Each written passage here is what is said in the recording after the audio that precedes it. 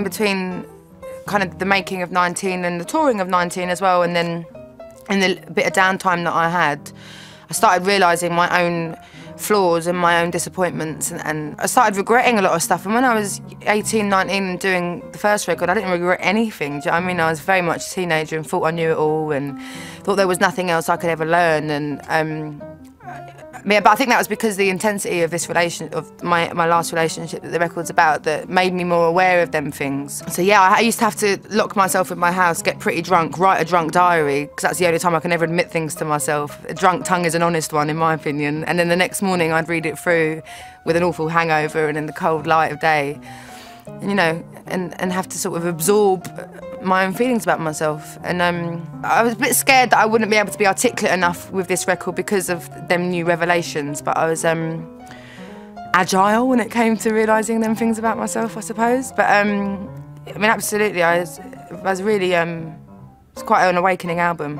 self-awakening, you know.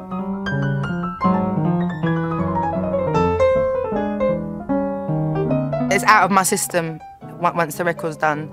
And it's that kind of thing of sort of stepping away and kind of taking a back seat a little bit and revisiting it live when I want to. You know, like I was saying, some songs would be too hard to sing. But yeah, it's like cheap therapy. It's brilliant, you know, and it's and then it belongs to whoever else.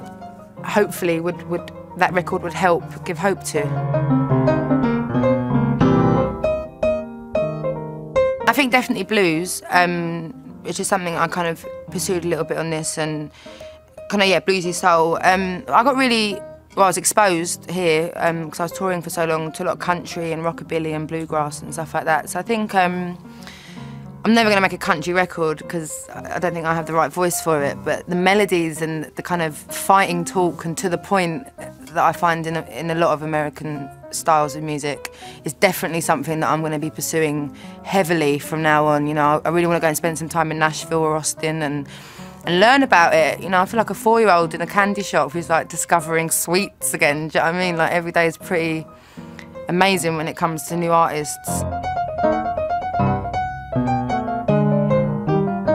The singers that I listen to who inspire me are like all-time greats and legends, so I don't even consider myself a singer when my interpretation of a singer is Etta James and Aretha Franklin and Billie Holiday, do you know what I mean? So I don't really rate my voice in that sense, and this literally all fell into my lap, I swear to God, yeah. I was always singing and I just, you know, I always knew I'd be involved in music, but I thought it would be like I'd be a receptionist or something, or work in a shop, and then in my off days go and play little acoustic shows for my family and friends or whatever. I never, ever thought, I didn't even bother to dream about being, you know, a professional singer, because everyone I know has got dreams and none of theirs has come true, so why the hell would mine ever come true? So this fell into my lap, I swear to God. I wasn't like, I didn't go and hand my demos in anywhere. I didn't even know where any record companies were.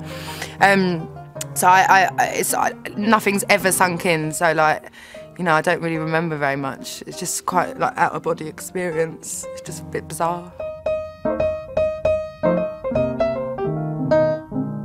Maybe a Martin Scorsese film. I don't know if I'm kind of trained enough to maybe be able to offer something that good for one of his movies. I really wanted to have the soundtrack for Love and Other Drugs, that Jake Gyllenhaal and Anne Hathaway film, and I was in for a good shot, but I submitted the wrong song.